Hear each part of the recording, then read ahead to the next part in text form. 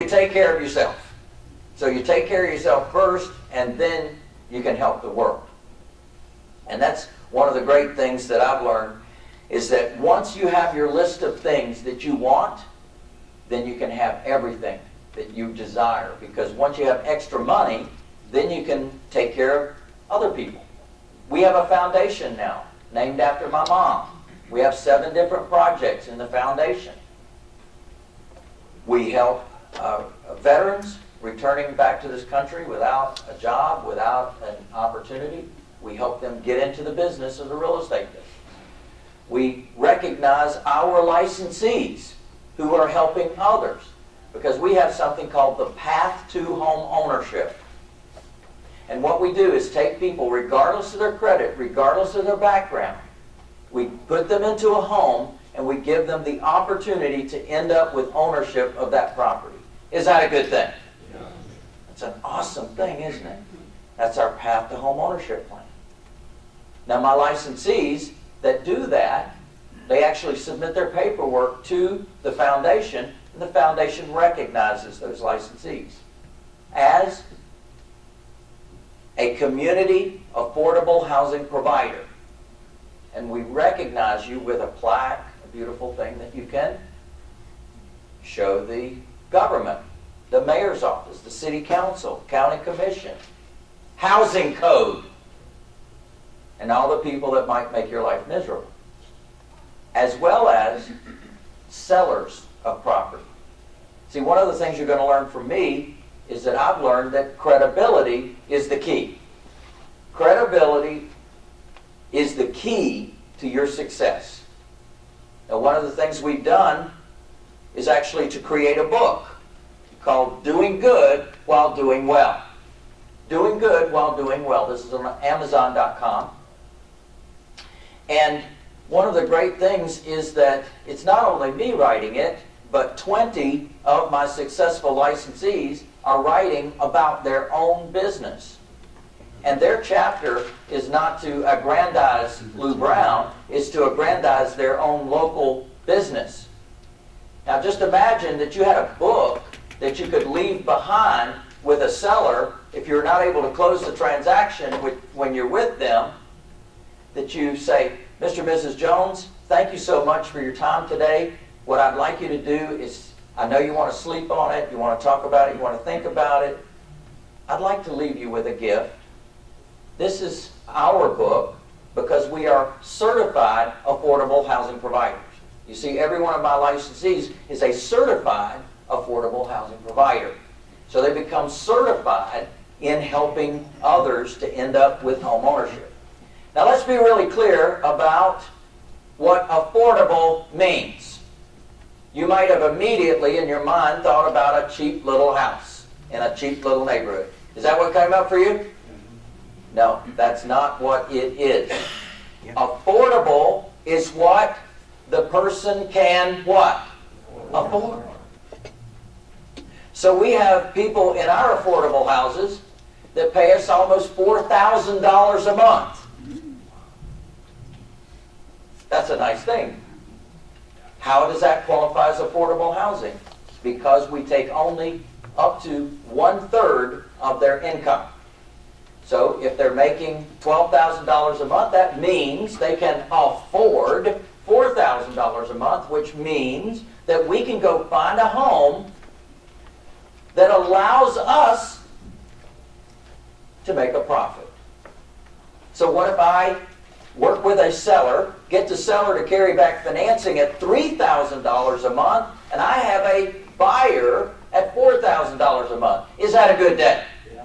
That's a beautiful day, isn't it? Now, that's exactly what I teach you to do.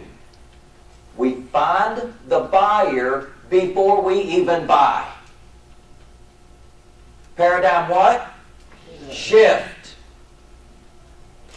Everybody else tells you to go look for the real estate. I tell you to go look for the buyer. We go find the buyer when? First. We evaluate that buyer. We get a credit analysis on that buyer. We discover who our client is. Based on who our client is, then we go seek a property that matches what they intend to do. So they want to live in a certain area.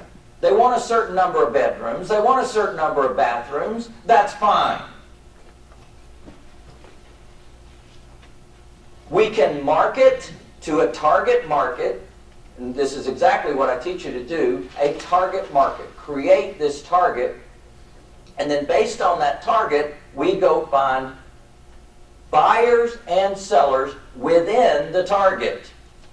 How many of you like the idea of building a business within 5 miles of where you live? Is that a beautiful idea, especially in LA? No travel, no hours on the freeway. Holy cow, what would life look like? Amazingly, there's targets within the target. And I'll teach you this. So, through our process, we are finding buyers, determining exactly what they can afford, looking at exactly what their credit looks like now, and what it would take to get them cleaned up, then go finding a property, discussing it with the seller.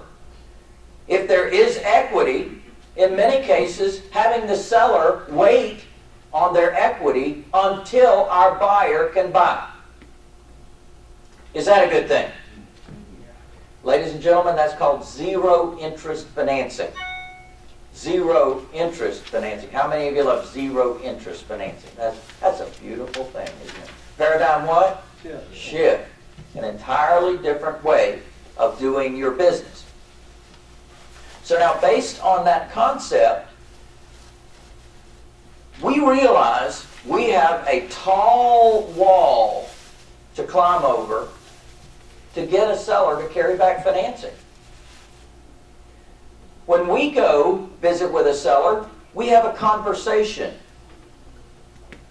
In fact, we have a presentation. This is who we are. This is what we do. This is how we operate. This is how we can help. Here's some people that we've worked with in the past. Here's some awards that our company has done. Here's how we can solve your problem. Here's the problem people typically have. Here's how we can solve your problem. Here's the information that we need from you. Hello. Oh yeah, we forgot to do the phone, the cell phone. Turn your cell phones off, okay? And then we give them examples of a higher end property and a lower end property and what they're finally going to end up with at the end of the day because of a thing called cost to sell. So we have a magical formula, literally magical, in terms of getting sellers to do what we want them to do. Now class, what do we want from the seller? Owner financing. We want a good deal, and we want owner financing.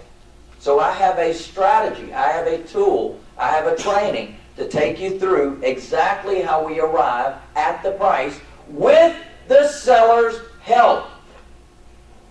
We actually give them the cost to sell worksheet blank, and we sit there with the calculator.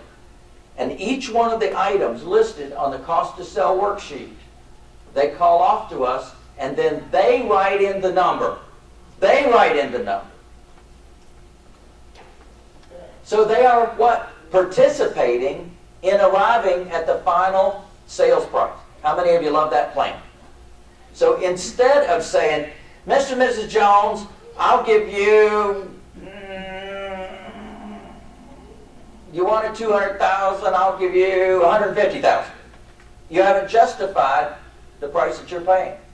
This is designed to justify exactly the price that you've arrived at.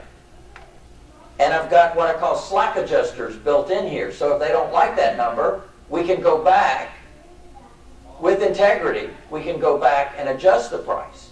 Now one of the adjustments is when they allow us to take over their existing financing.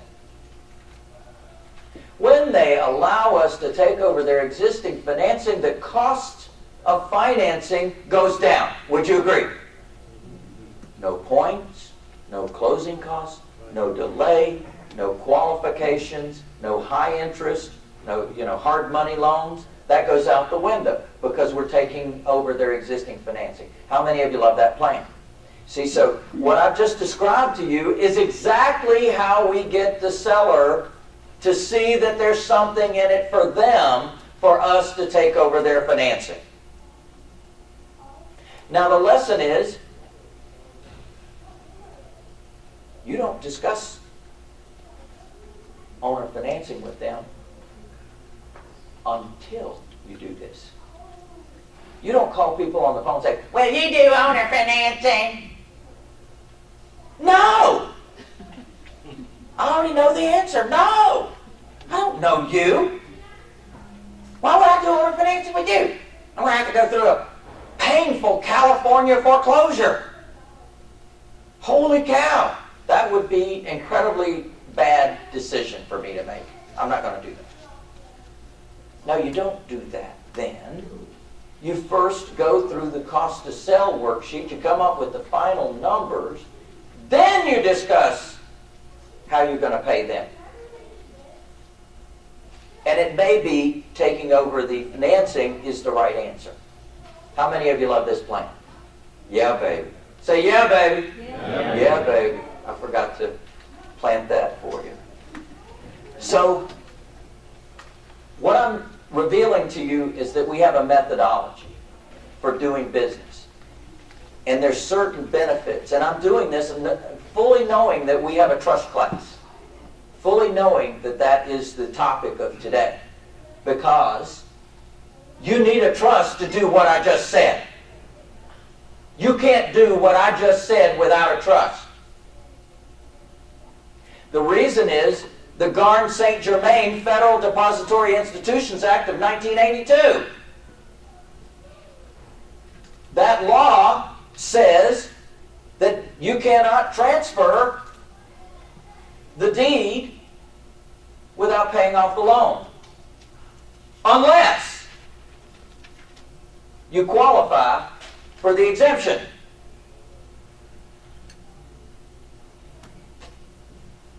Guess what the exemption is?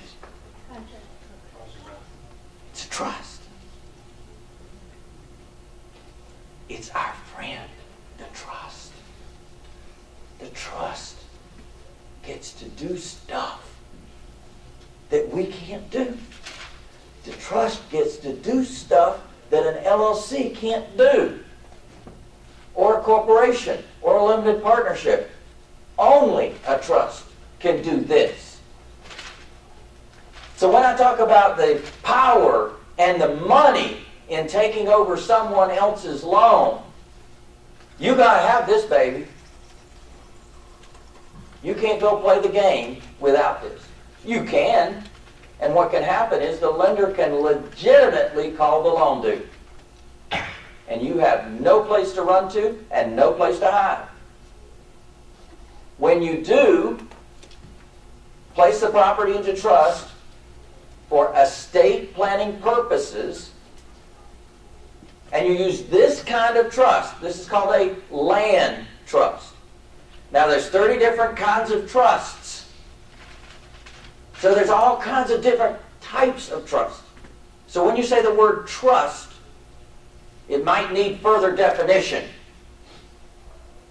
And when you talk with an attorney about trusts, you may find that their interpretation is a different kind of trust than what we're discussing right here.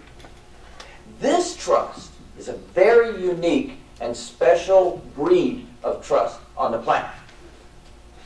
This trust was created out of need. This trust was created in the 1800s by a company called Chicago Title. You ever heard of Chicago Title?